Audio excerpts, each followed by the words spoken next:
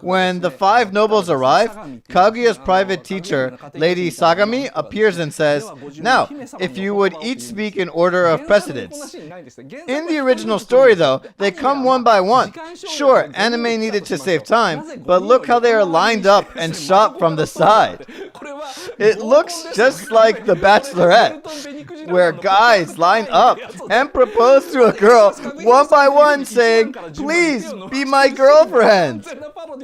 But again, because the images are so well drawn, people don't get the joke. So, in the original story, Kaguya receives many proposals, but because she refuses every single one of them, everyone gives up. Until these extra dirty-minded 5 men remain. Then Kaguya gives them completely unreasonable demands. Takahata doesn't depict any of that process. He completely ignores the original story and no one laughs at his jokes. Later, Kaguya demands them to bring her many items like the jewel branch of Horai Mountain. This fat guy sitting in the middle, he brings her a robe of fire rat fur. He says, "This fur will never burn." Kaguya says, "Try to burn it in front of me." So the man tries to burn it. It doesn't burn. For a second, the man is relieved, but then suddenly the fur catches fire. And the man goes, "What?" This is the same type of humor that comes out of his feature film, Chia the Brat, with the same comical rhythm. But still, no one laughs at this scene in the movie. That chin of the emperor is also funny. But for some reason, no one finds these funny.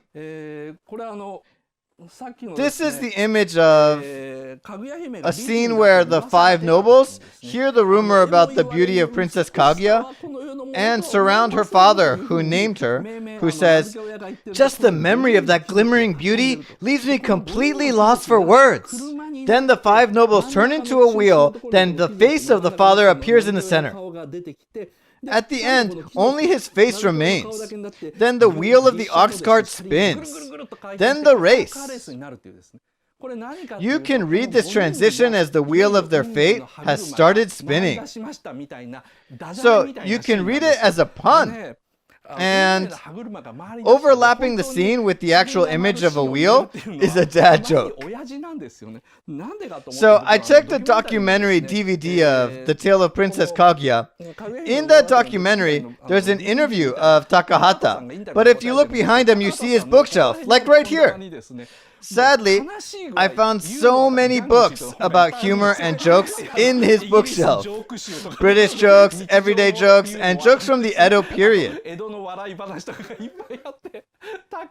I was like, "Takahata-san, so you studied comedy, and this is all you can do?" I really wanted you to see the bookshelf. Too bad it was on Blu-ray. It was hard to extract the picture.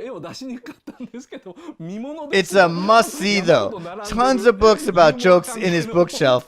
It made me a bit sad seeing them.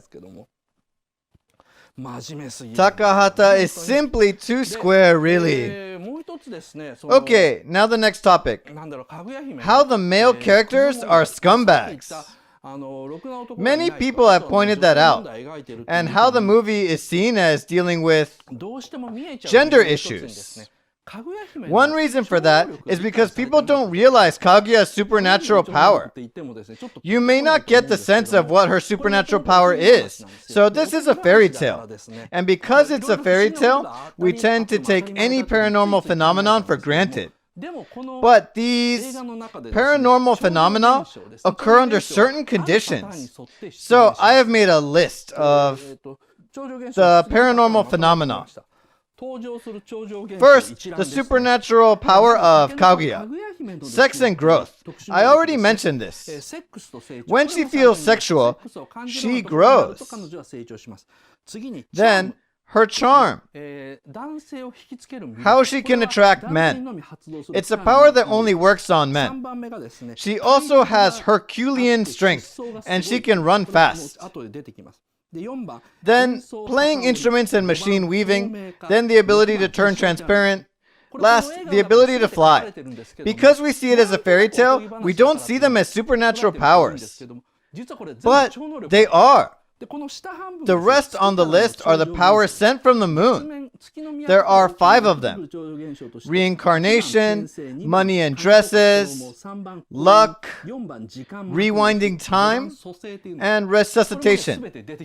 These also come out in the movie, especially the charm. You really have to understand this ability Kaguya has.